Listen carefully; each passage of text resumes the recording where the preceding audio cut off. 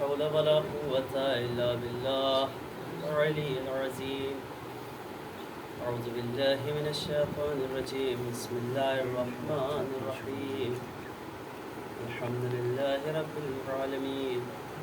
الصلاة والسلام وتحية والإكرام مولانا ومولى الثقلين جد الحسن والحسين وأبي القاسم محمد. اللهم صل على محمد وعلى اللهم أول ظالم ظلم حق محمد وآل محمد وآخر تابه الأول ظالم.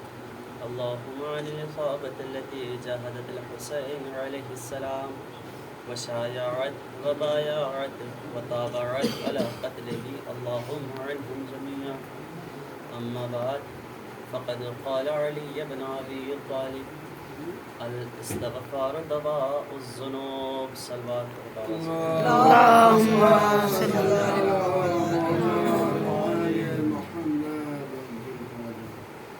جیسا کہ آپ لوگ مسلسل سنتے چلے آ رہے ہیں، خطیبوں سے، ذاکروں سے، علماء سے، بس آج ایک بار پھر جناب سیدہ کا کرم ہوا کہ یہ شرف حاصل ہوا۔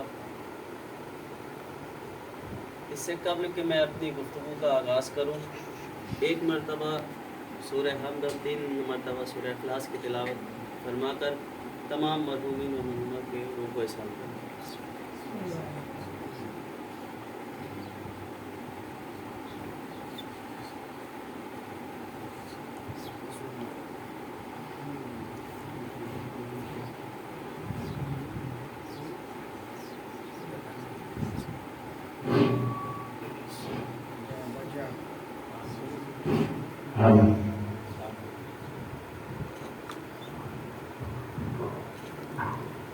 بلند ترین ہمارے سلوات ارشاد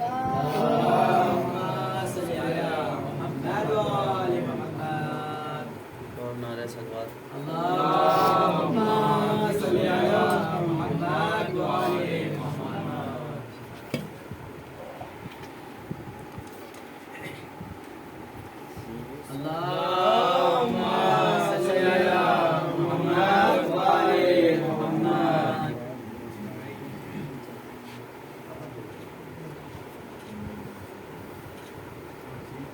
جیسا کہ اس سے قبل مجلس میں ہم نے بتایا تھا کہ آپ لوگوں کے درمیان پڑھنا کتنا سخت کام ہے۔ آپ لوگ پل صراط کی مانند ہے، جس نے پل صراط پار کر دیا، اس نے سارے مرحلے پار کر دی۔ جس نے آپ کے درمیان مجلس، محفل یا تقریر یا اسپیچ جو بھی کریں وہ پڑھ دیا، اس نے دنیا کے ہر کونے میں کامیابی حاصل کی۔ جیسا کہ جس حدیث کو میں نے اپنا عنوان قرار دیا، اس میں مولا کائنات ارشاد فرماتے ہیں کہ الاستغفار دواء الذنوب، کہ استغفار گناہوں کا علاج ہے۔ لہذا ہمیں چاہیے، ایسے کئی مرحلے ہیں کہ ہم پورے دن میں، ہم چاہے جانتے ہوں یا نہ جانتے ہو، ہم سے گناہ سرزد ہو جاتے ہیں، کسی کی دل آزاری ہو جاتی ہے، چاہے ہم جانیں یا نہ جانیں۔ کئی چیزیں ایسی ہوتی ہیں جو ہم بغیر جانے سمجھے کر بیٹھتے ہیں اور ہمیں اس کا احساس بھی نہیں ہوتا۔ اس لیے مولا فرماتے ہیں کہ ہمیں چاہیے کہ دن کے ہر لمحے، ہر گھڑی، ہر پہلو ہمیں استغفار کرنا چاہیے۔ اب کچھ لوگ کہتے ہیں کہ کیا ہماری توبہ، ہماری معافی، ہمارا استغفار قبول ہے کہ نہیں ہے؟ امیر کائنات حضرت علی ابن ابی طالب علیہ السلام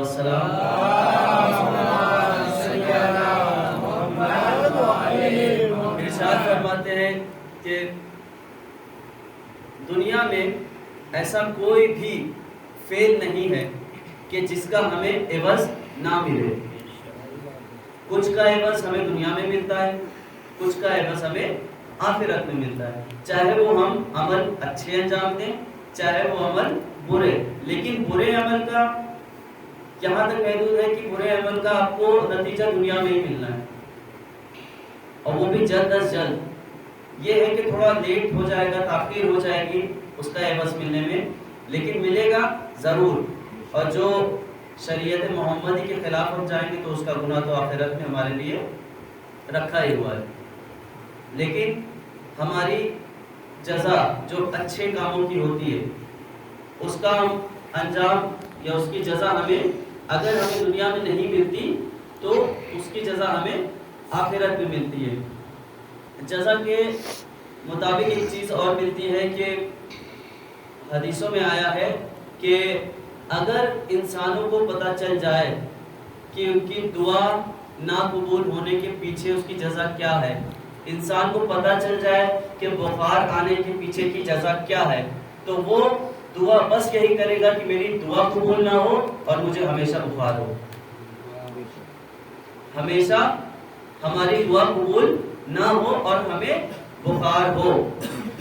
اب ایک شخص نے دکان کھولی مارکیٹ سے ہٹ کر. ایک شخص اس کے پاس آیا کہ بھائی یہ کیسی عقل مندی ہے کہ آپ نے دکان تو کھول لی لیکن جہاں بازار ہے بازار سے جدا ہو کے آپ دکان کھولیں، آپ کے ادھر کون آئے گا؟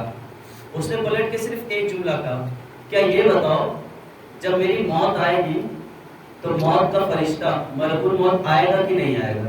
اس نے کہا ارے کیسی بات کر رہے ہو، وہ تو ایسا فرشتہ ہے کہ وہ دنیا میں ہر جگہ پہنچ سکتا ہے.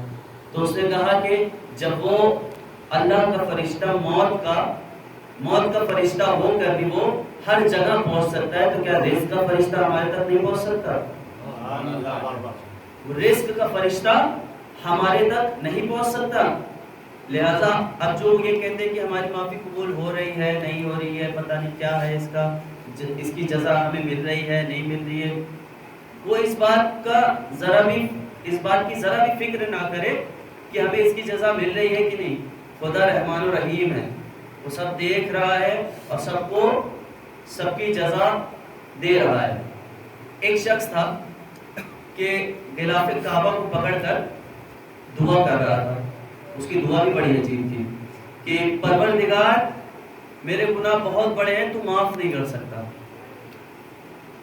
عقل میں پتھر پڑے ہوئے ہیں، جو ساری کائنات کا پالنے والا ہے اس کے لیے گناہ معاف کرنا کتنی بڑی بات ہے. کہہ رہا ہے کہ پروردگار میرے گناہ بہت بڑے ہیں، تو معاف نہیں کر سکتا. امیر کائنات اس وقت وہاں موجود تھے. امیر کائنات نے کہا کہ تیری ماں تیرے غم میں بیٹھے. اس نے کہا کہ مولا میں معافی مانگ رہا ہوں، اوپر سے آپ کہہ رہے ہیں کہ میری ماں میرے غم میں بیٹھے. مولا نے ارشاد فرمایا کیا تو نے قرآن نہیں پڑھا؟ کیا تو نے قرآن نہیں پڑھا کہ جس میں لکھا ہے خدا رحمان و رحیم ہے، خدا کی قدرت سے بڑی کوئی چیز نہیں ہے، کوئی بھی ایسی چیز دنیا میں وجود نہیں رکھتی کہ جو خدا سے بڑی ہو. اگر تجھے معافی مانگنی ہے، دعا کرنی ہے تو اس طرح دعا کر کہ پروردگار میرے گناہ بہت بڑے ہیں لیکن تیری رحمت اس سے بھی بڑی ہے. میرے گناہ بہت بڑے ہیں لیکن تیری معافی اس سے بھی بڑی ہے، تیری رحمت اس سے بھی بڑی ہے. ایک سوال یہاں پیدا ہوتا ہے کہ کیا ہر شخص کو ہر بات کے لیے معاف کرنا چاہیے؟ جی نہیں، بلکہ 3 مقامات ایسے ہیں کہ ان جگہوں پر انسان کو معاف نہیں کیا جا سکتا اور ہر جگہ معاف کر دیا جا سکتا ہے. جیسے کہ ابھی بچے مستی کرتے ہیں یا شرارت کرتے ہیں تو ہم کچھ دیر بعد کہتے ہیں نا غصے میں آ کر یا چڑچڑاپن وہ آ جاتا ہے تو ہم کہتے ہیں کہ شیطانی مت کرو، مار دیتے ہیں. جب ہمیں غصہ آتا ہے نا تو اس وقت ایک آواز قدرت بھی آتی ہے، لیکن ہم اس آواز قدرت کو نہیں سن پاتے. کیوں؟ کیونکہ ہم غصے میں ہوتے ہیں. اور غصے کے لیے یہ بھی ملتا ہے کہ غصہ جو ہے شیطان کا سب سے بڑا ہتھیار ہے. ہم اس غصے کی وجہ سے اللہ کی آواز نہیں سن پاتے. اور وہ آواز کیا آتی ہے؟ پروردگار بھی ارشاد فرماتا ہے ہم بھی تو تمہیں بتا رہے تھے، ہم بھی تو تمہیں سمجھا رہے ہیں، تم نے سمجھا؟ کیا ہم نے تمہیں چلایا؟ ہم نے تمہیں مارا؟ ہم نے تمہیں ڈانٹا؟ تم بھی معاف کرو. تم جب معاف کرو گے تو تمہیں معاف کیا جائے گا. قرآن میں یہی تو ہے، ہل جزاء الاحسان الا الاحسان. کیا احسان کا بدلہ احسان نہیں ہے؟ کیا احسان کا بدلہ احسان نہیں ہے؟ اب دو فکر ہے، ایک عیسائیوں کی اور ایک ہماری. عیسائیوں کی فکر کیا ہے کہ اگر کوئی ایک گال پہ مارے تو ہم دوسرا گال بھی پیش کر دیں. اب ہمارے والے کہیں گے بھیا ہم تو مولا علی کے ماننے والے ہیں، جس کھڑکی سے پتھر آئے گا وہیں بھیج دیں گے دوبارہ. جس کھڑکی سے پتھر آئے گا اسی میں واپس بھیج دیں گے. لیکن یہ دونوں باتیں الگ ہیں. اگر ہم ان کی گہرائیوں میں جائیں، ان کی تفصیل دیکھیں کہ کب اور کہاں کیسا فعل انجام دینا ہے، تو ہم سمجھیں گے کہ کب ہمیں معاف کرنا ہے، کب ہمیں سزا دینی ہے. تو ہم نے بتایا کہ 3 مرحلے ایسے ہیں کہ جہاں پہ انسان کی معافی نہیں ہے. پہلا مرحلہ کہ انسان جب غلطی کی تکرار کرے. آپ مومن کے لیے یہ ملتا ہے کہ مومن وہی ہے جو ایک سوراخ سے 2 بار نہ ڈسا جائے. ایک سوراخ سے 2 مرتبہ نہ ڈسا جائے. اب پہلی یہ کہ انسان تکرار کرے. جناب رسول خدا صلی اللہ علیہ وآلہ وسلم جنگ بدر میں ایک شخص آیا، ایک مشرک آیا اور ہے فوج پر کے آنے کے بعد پکڑا گیا اور رسول خدا سے کہتا ہے یا رسول اللہ میرے 2 بیوی، میری بیوی ہے، 2 بچے ہیں، اور اپنی روداد غم بیان کرنا چالو کر دیا. رسول نے کہا ٹھیک ہے چھوڑ دو. اب کچھ لوگ آپ کو اس دنیا میں ملے ہوں گے کہ آپ سے آج کوئی بات کہی، 2 دن بعد اگر آپ سے اس کی دوبارہ ملاقات ہوئی تو دوبارہ آپ سے وہی بات کرے گا کہ بھائی ہمارے ساتھ ایسا ایسا ہو گیا، ایسا ایسا ہو گیا. اس کو یہ نہیں یاد ہوتا کہ ہم نے اسی سے یہی بات کہی تھی. اسی طرح جنگ بدر میں جب یہ عالم ہوا، پھر جب احد آئی، جنگ احد میں پھر وہ شخص آیا، کہا کہ جنگ بدر میں کہا کہ رسول خدا میں معاف کر دیجئے. رسول نے معاف کر دیا. جنگ احد میں پھر پکڑا گیا. پھر پکڑے جانے کے بعد کہا کہ جناب رسول خدا ہمارا ایسا ایسا مسئلہ ہے، ہمیں معاف کر دیجئے. رسول نے کہا بدر میں بھی تم نے یہی کہا تھا، بدر میں بھی تم نے یہی کہا تھا. اور اس کو سزا دی گئی پھانسی کی، اور اس کو پھانسی ہو گئی. دوسرا مرحلہ کہ جب دین پر حرف آئے یا دین کی حرمت پامال کی جائے. چھٹے امام جعفر صادق علیہ السلام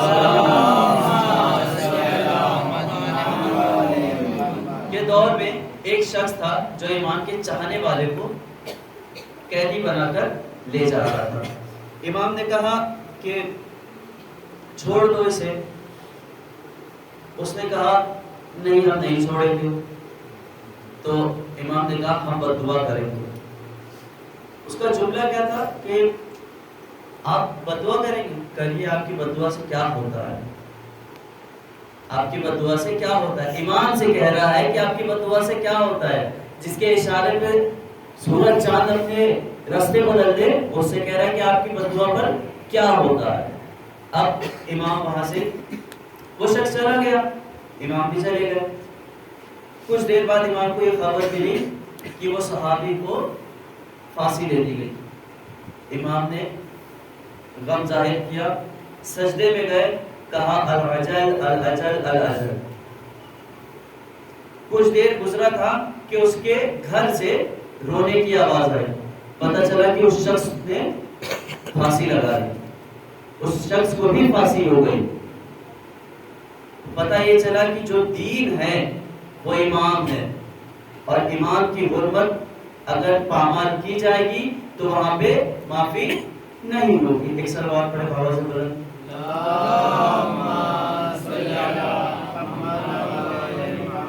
تیسری جگہ، پہلی جگہ کہ انسان غلطی کرے تو غلطی کی تکرار کرے تو معافی نہیں ہے، دوسری جگہ کہ دین کی حرمت پامال ہو تو وہاں معافی نہیں ہے، تیسری جگہ کہ مومن کی عزت نہ کی جائے، یعنی اس کی عزت سے کھیلا جائے۔ اب بالفرض ہم کہہ رہے ہیں کہ ہمارے گھر پہ ایک صاحب رہتے ہیں، ہم ان کے لیے جان دے دیں، ہم ان کے لیے وہ کہیں کہ اٹھو تو ہم اٹھ رہے ہیں، وہ کہہ رہے بیٹھو تو ہم بیٹھ رہے ہیں، لیکن وہ جو ہے وہ ہر وقت ہم کو ذلیل کیے جا رہے ہیں۔ تو آپ کو چاہیے کہ ایک بار دیں، 2 بار دیں، اس کے بعد خدا حافظ، معافی نہیں ہے، کیونکہ جب سامنے والا آپ کو سمجھنے کو تیار نہیں ہے اور آپ کی عزت کو پامال کیے جا رہا ہے، وہاں پر معافی نہیں ہے۔ اب معافی کے سلسلے سے ابھی کچھ دن پہلے ایک ویڈیو وائرل ہوا تھا کہ کسی صاحب کے خواب میں، سلوات پڑھے بابا سے بولے،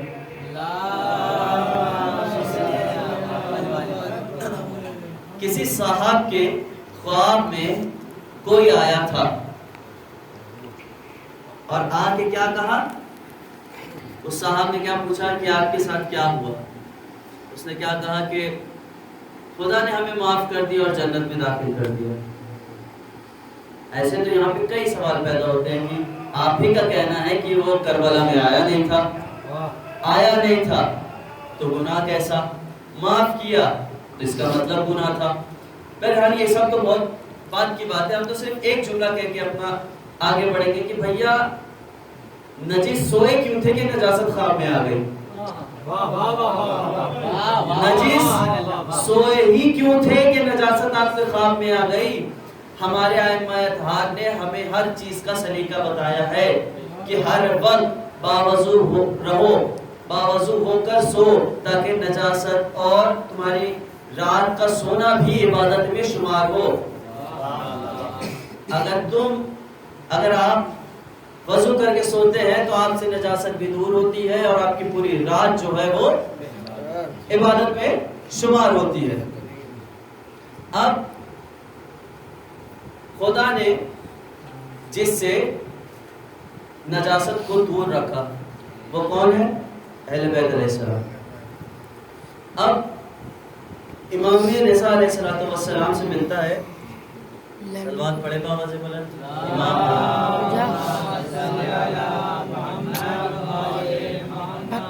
آٹھویں امام سے ملتا ہے کہ ہم اور آپ عزاداری کرتے ہیں، یہ عزاداری کس چیز کا مقدمہ ہے؟ آٹھویں امام ارشاد فرماتے ہیں کہ یہ جو عزاداری ہے یہ امام کے ظہور کا مقدمہ ہے، یہ امام کے ظہور کا مقدمہ ہے۔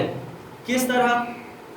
اس طرح کہ ہم جو گناہ کرتے ہیں، ہمارا شکم کبھی کبھی ایسا ہوتا ہے کہ ہم نہ چاہتے ہوئے بھی یا لا علمی کی وجہ سے حرام غذا نوش فرما لیتے ہیں، جیسے کہ ہم باہر گئے نان مسلم، یہ بھی ہمارے لیے حرام ہے۔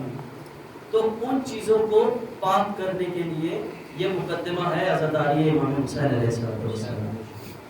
اور وہ کیسے کہ جب ہم گریہ کرتے ہیں امام کے مسائل پر تو وہ ہمارا باطن کو پاک کرتا ہے، وہ ہمارے باطن کو پاک کرتا ہے۔ افسوس کی بات ہے کہ جس سے خدا نے نجاست کو دور رکھا وہی نجس ہاتھ شام غریبہ میں بیویوں کی چادر کے لیے اٹھے۔ خدا نے جن سے نجاست کو دور رکھا تھا ان کی چادر چھیننے کے لیے وہ نجس ہاتھ اٹھے۔ جب जनाब ज़ैनब सलामुल्लाह अलैहा रिहा होकर मदीने आई है ना, तो चौथे इमाम से इरशाद फरमाया कि सज्जाद हम घर जाने से पहले नाना की कब्र पर जाएंगे, नाना की कब्र पर जाएंगे।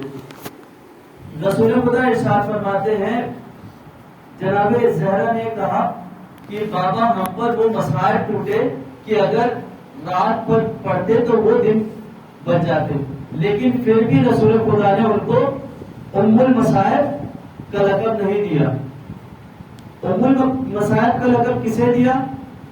जनाब ज़ैनब कुबरा को। ये भी नहीं कहा कि ये बिन्तुल मसाइब, कहा उम्मुल मसाइब। उम्मुल मसाइब यानी मसाइब की माँ, और जनाब सकीना को बिन्तुल मसाइब। अब जब जनाब ज़ैनब जो है नाना की कब्र पर गई है, तो जाने के बाद मदीने में एक शोर उठा के अली की बेटी वापस आई है, हुसैन का बेटा वापस आया है, सारे मदीने वाले रसूल की कब्र पर जमा हो गए। जनाब ज़ैनब वहां पहुंचने के बाद कहती है कि नाना मैं तुम्हारे नवासे पे बीती हुई बात बताने आई हूं, मैं तुम्हारे नवासे पे बीती हुई बात बताने आई हूं। कहा नाना 70 कदम की दूरी से मैं देख रही थी कि मेरा भैया ज़िबा हो रहा था। 70 कदम की दूरी से मैं देख रही थी कि मेरा भैया ज़िबा हो रहा था। जब शिब्र आगे बढ़ा है, इमाम के अमामे को उतारा, इमाम के अमामे को उतार कर मेरे भैया के जुल्फों में हाथ डाला, और हाथ डालने के बाद चाहा के पीछे से बस एक पुष्प ज़िबा करे। जब उससे वो नहीं हुआ तो इमाम के सीने पर आया और एक शह मुबारक में हाथ डाल के सामने से ज़िबा करने लगा। अब ये सुनना था कि मदीने में कोहराम हो गया कि हाँ इमाम को इस तरह कत्ल किया गया, हाँ इमाम को इस तरह कत्ल किया गया। तारीख में मिलता है कि इतनी आवाजें बुलंद हो गई थी, इतनी आवाजें बुलंद हो गई थी कि जनाब ज़ैनब का खुतबा सुनाई नहीं दे रहा था। एक वक्त वो आया कि जनाब ज़ैनब रुकी और देखा जब लोग रोते रोते थक गए तो कहा हम और आप सोचते हैं कि जनाब ज़ैनब जब पहुंची होंगी इमाम की शहादत बताने के बाद कहा होगा मेरे बच्चे शहीद कर दिए गए, भैया पास नहीं रहे, लेकिन ऐसा कुछ नहीं। जबकि जनाब ज़ैनब ने इरशाद फरमाया नाना तेरे नवासे को शहीद करने के बाद तेरी उम्मत ने मेरी चादर छीन ली, तेरी उम्मत ने मेरी चादर छीन ली। उसके बाद फिर इस बात पर गिरिया होने लगा। जनाब ज़ैनब ने इरशाद फरमाया कि अगर नामहरमों का मजमा ना होता तो मैं अपनी चादर हटा के दिखाती कि आपकी उम्मत ने मुझे कितने जख्म दिए हैं, आपकी उम्मत ने मुझे कितने जख्म दिए हैं। इतना सुनना था। जनाब उम्मुल बनीन आगे बढ़ी। जनाब सज्जाद ने कहा कि फूफी अम्मा घर में चलिए। जनाब ज़ैनब घर में दाखिल हुई। फिर कुछ देर बाद जनाब उम्मुल बनीन आगे आई। जनाब ज़ैनब ने कहा अम्मा आपको अब्बास का पुरसा देना है। जनाब उम्मुल बनीन ने कहा नहीं शहजादी, मुझे अब्बास का नहीं, मुझे हुसैन का पुरसा दे दीजिए। मैं कुर्बान, अब्बास कुर्बान, मेरे आका पे सारा जहान कुर्बान।